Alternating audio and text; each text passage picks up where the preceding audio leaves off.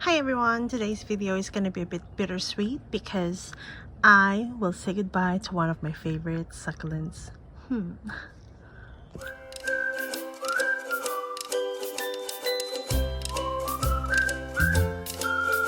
One of my favorite succulents is this Echeveria Afterglow. It's so pretty. It is so beautiful.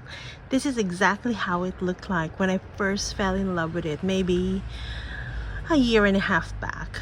And it has been featured in some of our videos as well, and we have received a lot of comments of how beautiful this one is. But a few months ago it started to do this weird thing of having a flower right at the center.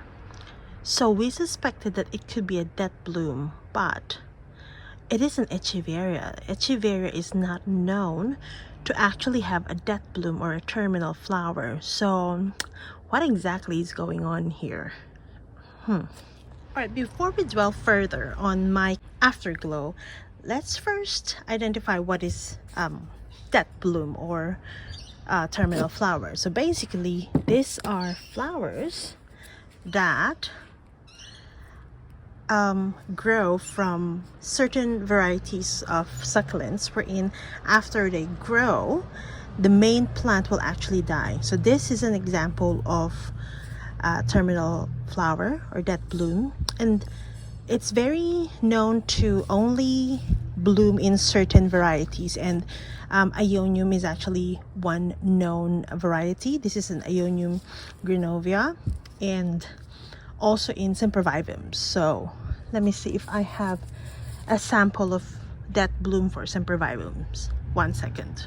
Okay, no, I don't have one, but basically sempervivums and also Ioniums are common varieties that give death blooms to plant. And apart from knowing the variety, physically you can identify if it's a death bloom or not, because they just actually grow straight from the middle, from the center of the plant. It's like coming all the way from the roots in the center through the stem, and out here it will do like that. It will bloom that way. Another example is this Ionium as well. It's just starting its death bloom. As you see, it's also straight on the center, and it's coming here. And since it's flowering, as you can see, the flowers actually have some mealybugs in there. And if there's mealybugs, there are actually ants. So they're right there. So I'm gonna cut this off before the ants actually spread the mealybugs all over the garden. But yeah, Ioniums and sempervivums are known for death blooms.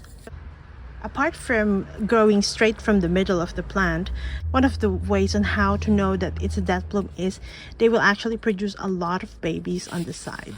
See? Just like this one as well. It actually produces some of the babies on the sides too. So when you have that plant, it's a little bit bittersweet, because yes, you're gonna say goodbye to the mother plant because eventually it will die, but then it will give you lots of babies too. So it's like leaving its legacy into this world, and that's awesome. That's fantastic. It's not gonna be so bad after all, because you will have a lot of baby plants to take care of after.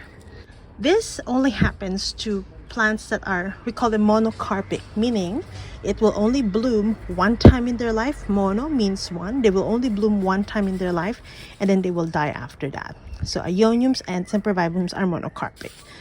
But Echeverias, we collect a lot of Echeverias. They're not monocarpic, they're actually polycarpic, meaning they can actually bloom a lot of times in their whole life and not die because of them.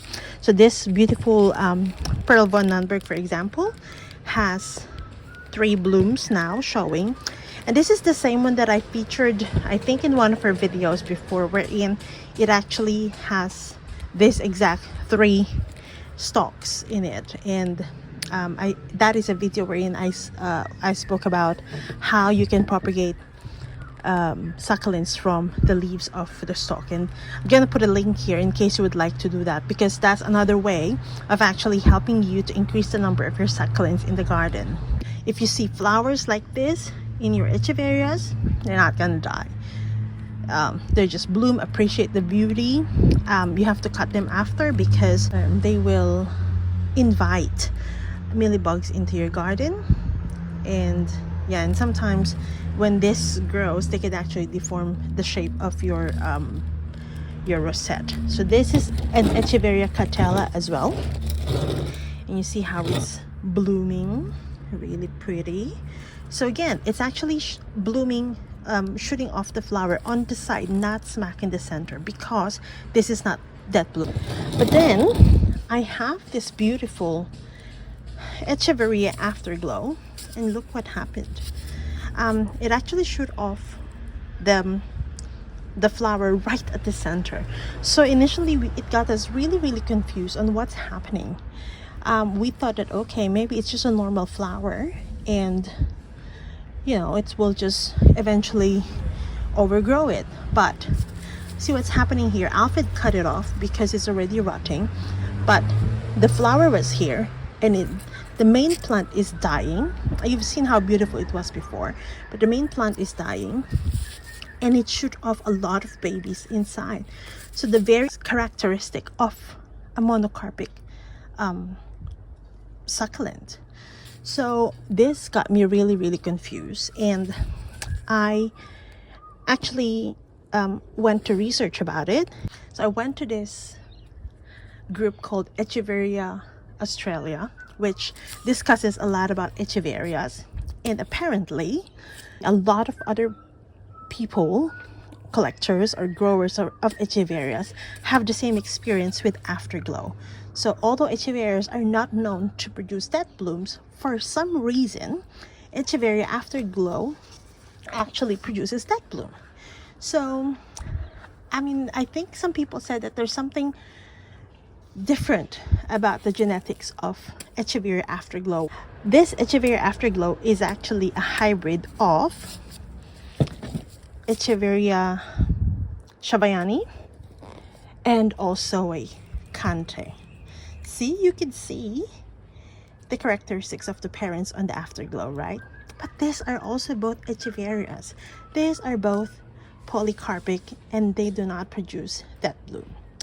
So I really don't know what's the answer why Echeveria Afterglow produces that bloom.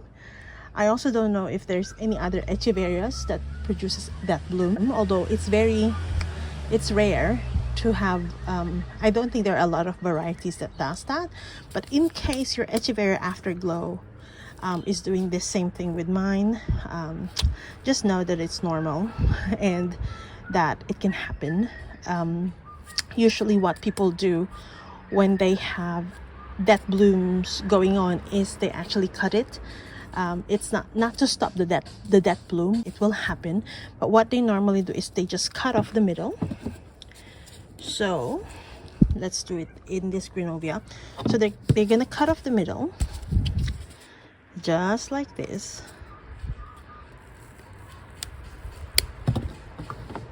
Just like that.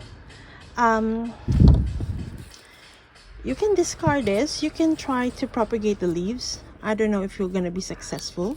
I haven't tried it. I don't really have a lot of success with propagating Ionium leaves, but we could try.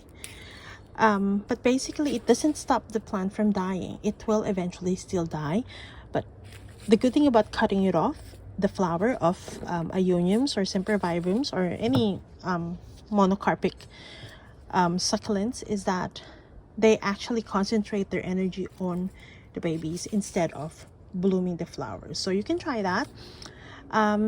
Yeah, so today I have finally accepted, after some research, that my main mama plant for Echeveria Afterglow is gone. I have to say goodbye to it, but then I'm looking forward to all the babies. I'm gonna just let them grow a little bit more. Some of them have been affected by rot, but hopefully they will be okay.